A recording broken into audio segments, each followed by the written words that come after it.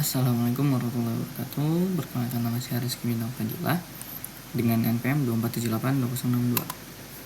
Dan pada kesempatan kali ini saya akan membuat video Red Hat pada chapter 7 bagian lab configuring resource to launch an instance with public access.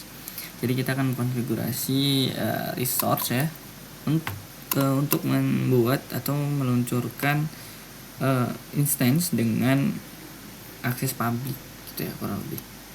Jadi di sini kita akan meng-create public network, kita membuat public network ya, serta router, dan kita juga akan membuat floating IP address, key pair, dan various security group roles.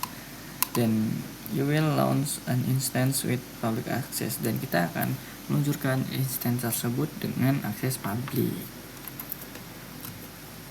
Pada output atau outcomes-nya, jadi hasil yang diharapkan itu kurang lebih kita bisa untuk membuat network public dan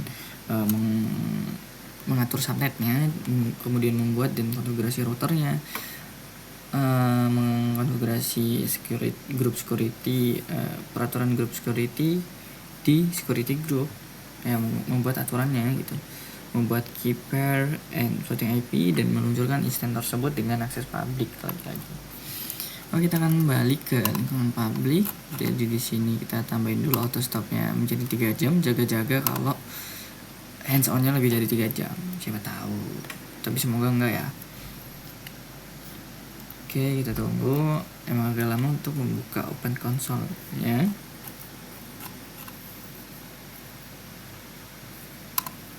Nah, baru deh.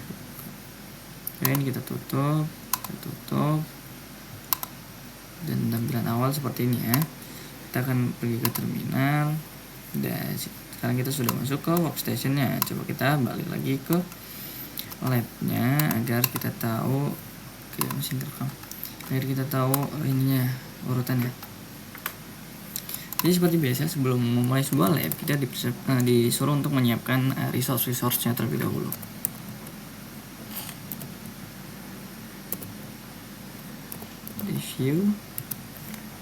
Review start. Error unknown.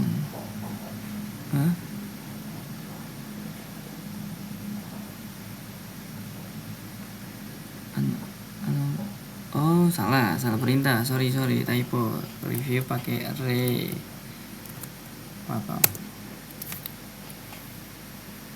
Kita tunggu, dia akan membuat beberapa resource yang harus digunakan dalam lab kali ini. Jadi kalau kita baca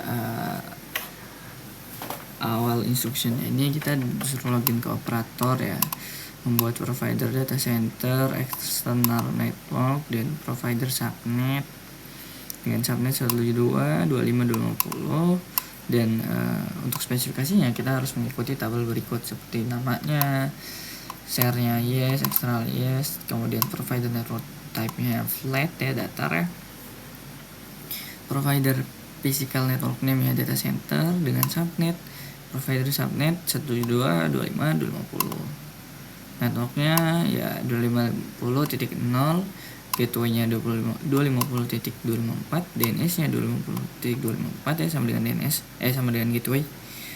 Allocation pool-nya dari 172.25.250.101 sampai 189, dan DHCP-nya, mode DHCP-nya disable, berarti kita matiin mode DHCP-nya. Oke, kita akan login dulu ke operatornya ya, seperti yang tertera di instruction ya. Setelah itu baru deh kita akan buat provider data center dengan spesifikasi yang sudah ditentukan sebelumnya ya.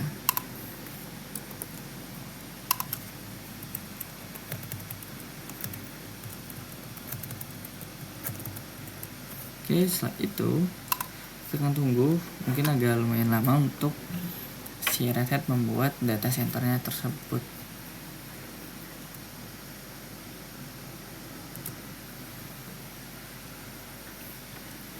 Oke, setelah terbuat, kita harus pastikan bahwa sesuai ketentuannya statusnya aktif, router eksternalnya ada,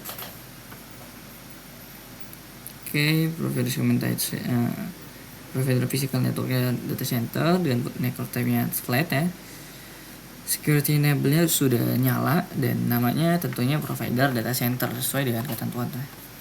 Oke, selanjutnya kita akan membuat provider subnet-nya. Jadi kita membuat subnet di sini dengan ketentuan allocation pool-nya, kemudian DHCP-nya disable. Mungkin kita langsung saja buat.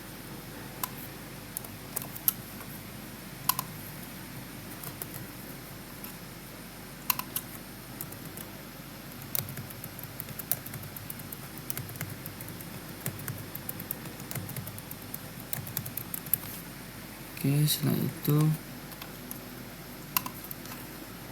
kita akan tunggu.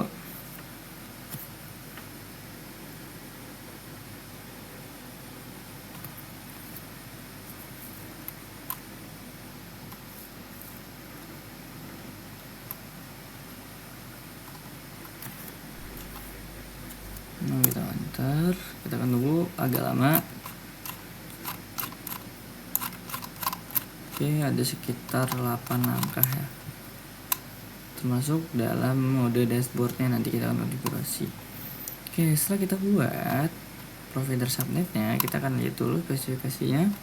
Kita lihat DHCP nya mana, ada enggak. Oke, ini enable DHCP nya false ya, yang artinya DHCP nya nggak nyala ya, udah benar. DNM servernya oke, CDRP networknya sudah benar. Oke, udah sesuai dengan ketentuan dari instructionnya, maka kita akan langsung lanjut ke dalam user developer 1. Jadi di dalam user developer 1 kita tuh akan membuat sebuah router dengan nama production router 1 ya. Maka kita akan login dulu ke developer 1-nya dan buat sebuah router bernama production router 1. Dan dia akan terbuat, dan untuk spesifikasinya ini dari sananya ya. Jadi kita akan lihat bersama-sama.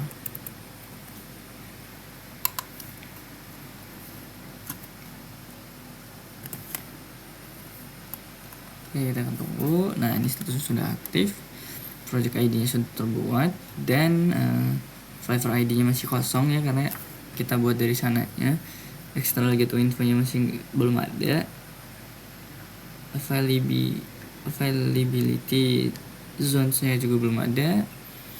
Tapi admin setup-nya udah up ya, udah nyala. Oke.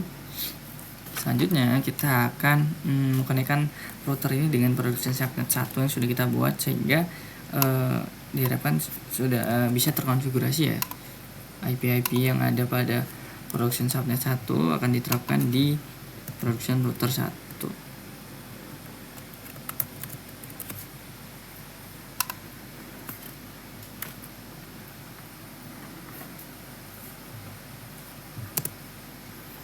Oke, setelah terhubung kita akan mengsetting atau mengkonfigurasi provider data center as the external gateway. Jadi kita konfigurasi gateway dari untuk routernya.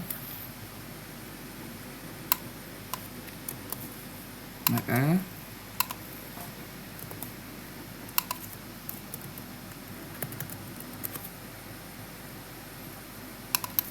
kita akan tunggu.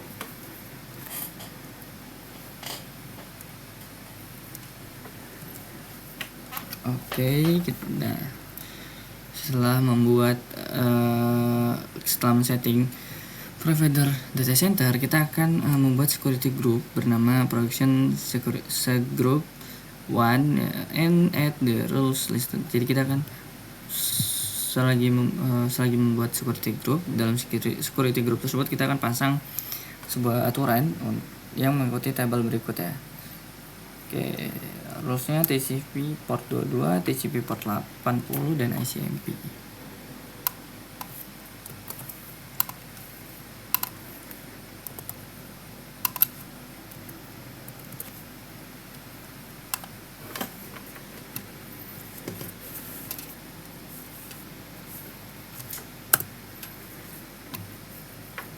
Oke, sudah tercreate.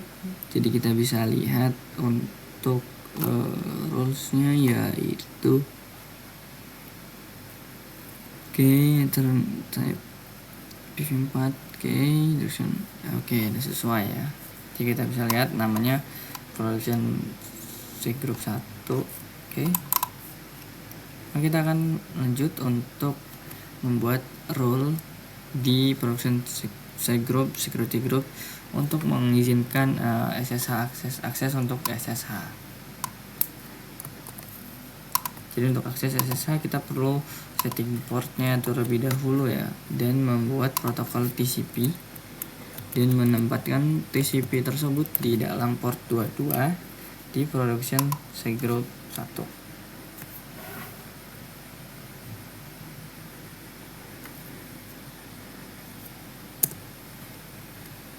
Dia akan membuat sebuah role yang sudah kita proyeknya 22 ya, protokolnya TCP. Sip. Nah, tadi kan setelah TCP kita harus buat TCP port 80 atau HTTP ya. Jadi sini akan kita buat, kalau tadi buat SSH, sekarang buat HTTP ya, port 80.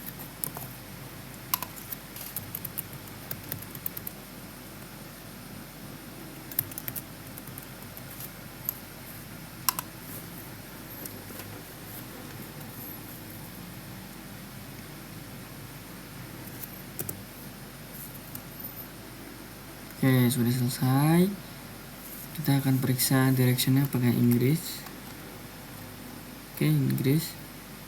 Inggris ya. Port range-nya 80, range min sama. Dan protokolnya TCP. Maka selanjutnya kita akan membuat rule security untuk membuat sebuah aturan security untuk mengizinkan ICMP protokol. Untuk menambah protokol ICMP ke dalam production cgroup 1.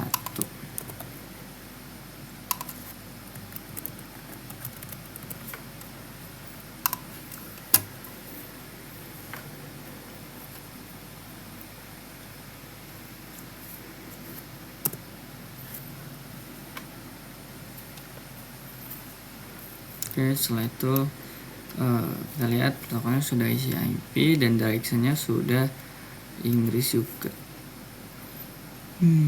Nah, selanjutnya kita akan membuat production key pair 1 dan menyimpannya untuk private key di home student download production key pair 1 .pem. Kita akan menggunakan chmod.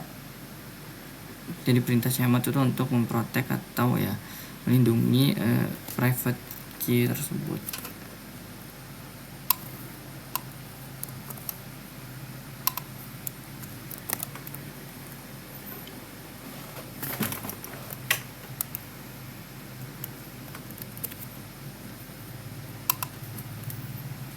Maka kita akan tunggu dia akan membuat key pair tersebut dan memindahkannya ke dalam home student download.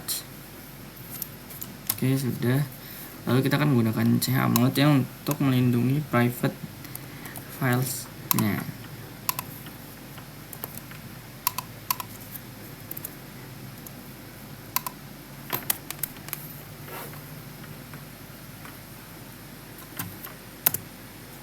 Setelah itu kita akan membuat sebuah floating IP secara random untuk provider data center network.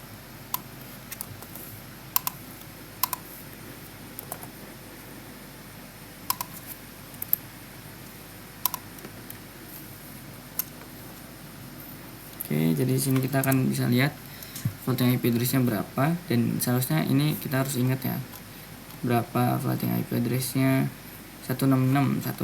Ingetin 166 biasanya akan dipakai buat tahap selanjutnya nih. Selanjutnya kita akan meng-create an instance name. Kita akan membuat sebuah instance production server 9 dengan value-nya sebagai berikut ya. Production server 9, image-nya relevan web, flavornya default, kemudian keypair production keypair 1, production networknya production network 1 dengan security groupnya yaitu production cgroup. Nah, floating IP address-nya ini penting nih, kita harus sesuaikan dengan floating IP address kita yaitu 166. 166.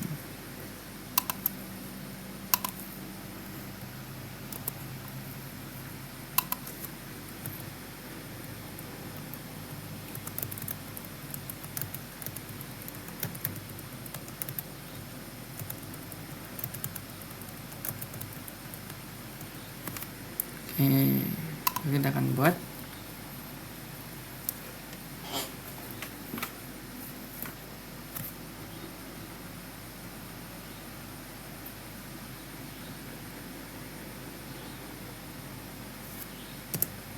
dan kita akan tunggu agak lama biasanya kalau buat sebuah instance itu ya.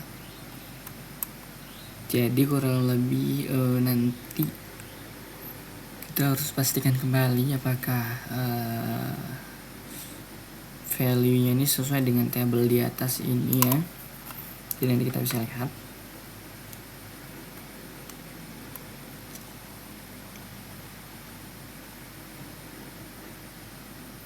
Dan setelah itu kita akan menambahkan voting IP address untuk di instance-nya setelah kita buat instance tersebut.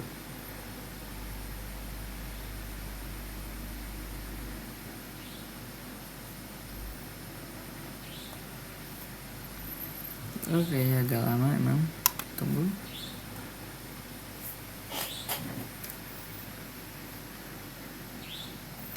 Kita akan pastikan statusnya juga aktif ya.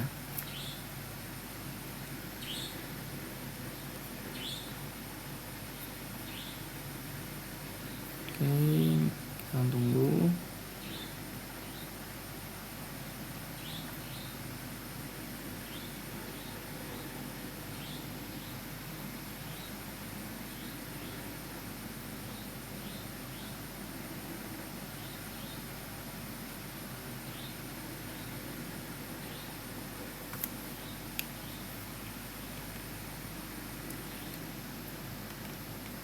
Nah, ini terbuat, statusnya sudah aktif dengan namanya security groupnya adalah production group 1, namanya adalah production server 9, dan key name-nya production key pair 1. Oke, selanjutnya kita akan tambahkan OpenStack OpenStack server untuk floating IP-nya. Kita tambahkan di production server 9 dengan IP address-nya yang sudah kita buat secara random tadi, yaitu 166. Dan lupa nih 166 ini harus kalian sesuaikan dengan IP milik kalian masing-masing.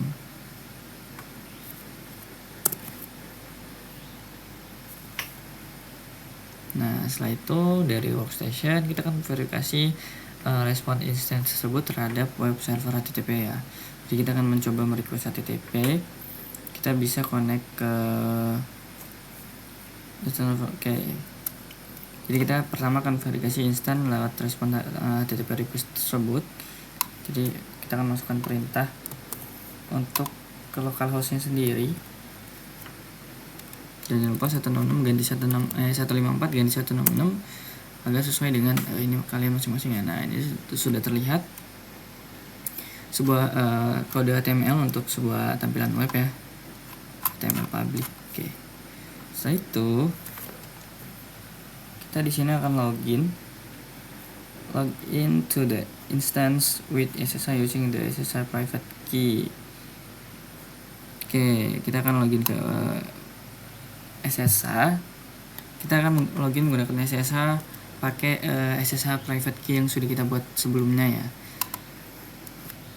Nah, di sini kita sesuaikan IP SSH-nya yaitu 166.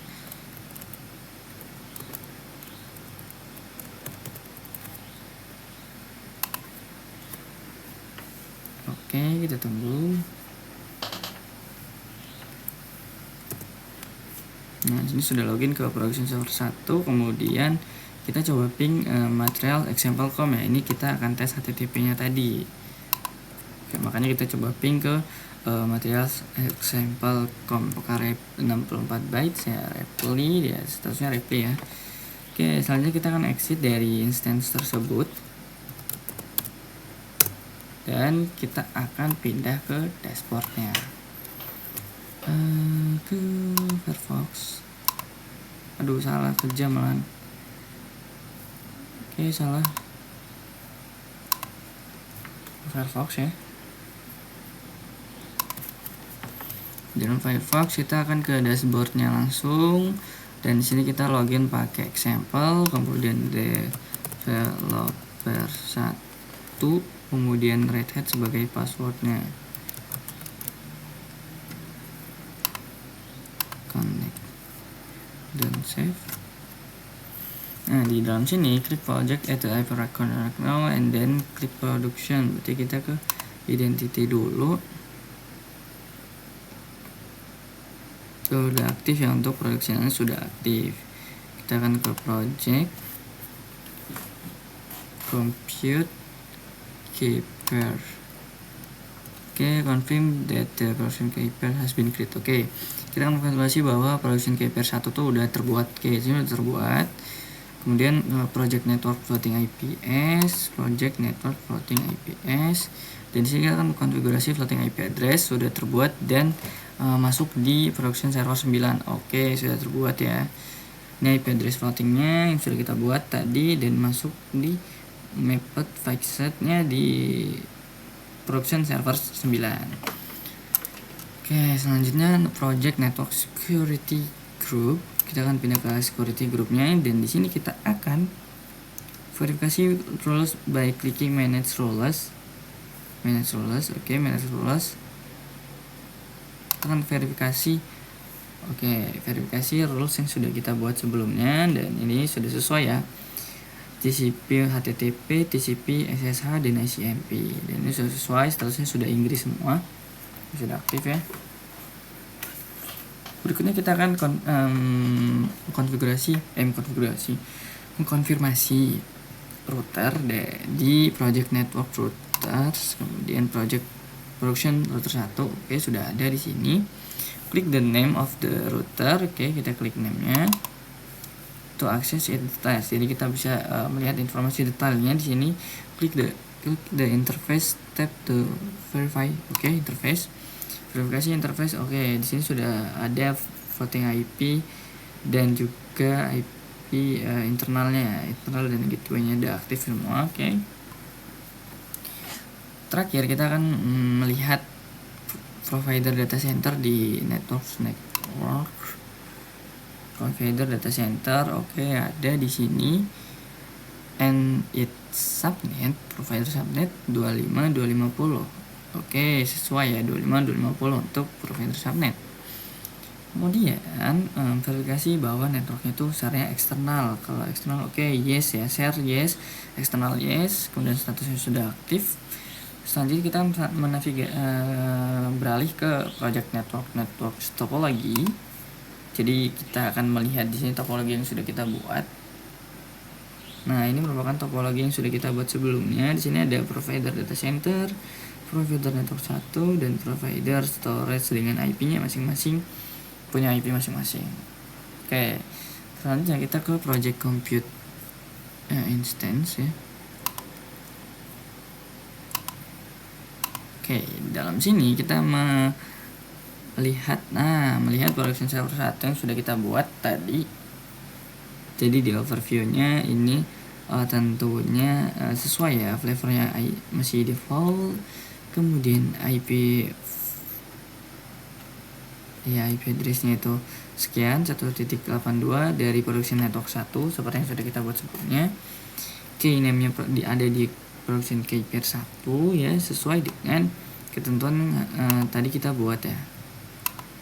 Oke, mungkin selanjutnya yaitu di sini kita akan mengetes apakah grade atau nilai dari lab kita nih sudah sesuai ketentuan semuanya atau belum. Oke, di sini kita akan coba di workstation. Kalau pas semua, artinya konfigurasi kita sudah sesuai dengan instruction atau ketentuan dari labnya. Oke, emang agak lama, kita tunggu.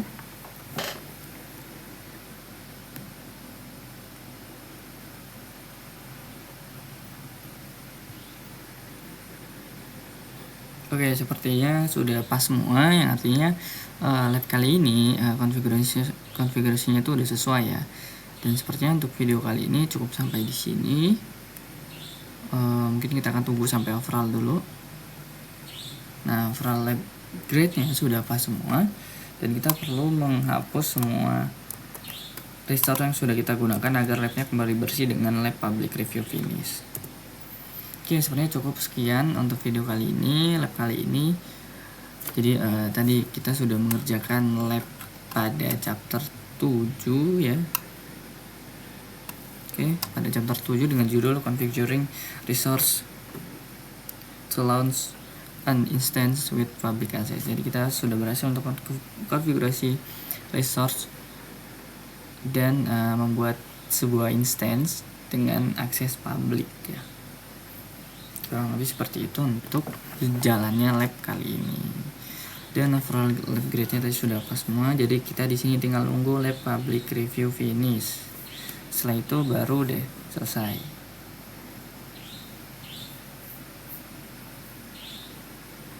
Oke, kita tunggu. Emang agak lama ya untuk ngapusin resource-resource yang sudah kita buat.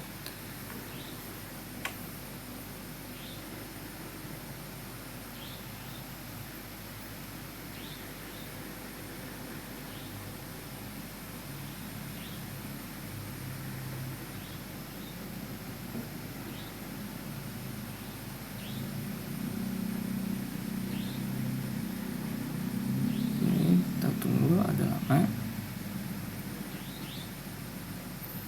Nah, sekarang dia sudah sampai di menghapus provider data center external network.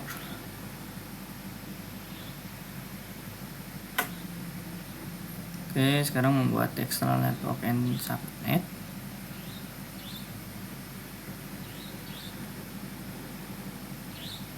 Dan lab kali ini sudah overall lab grade-nya sudah pas semua.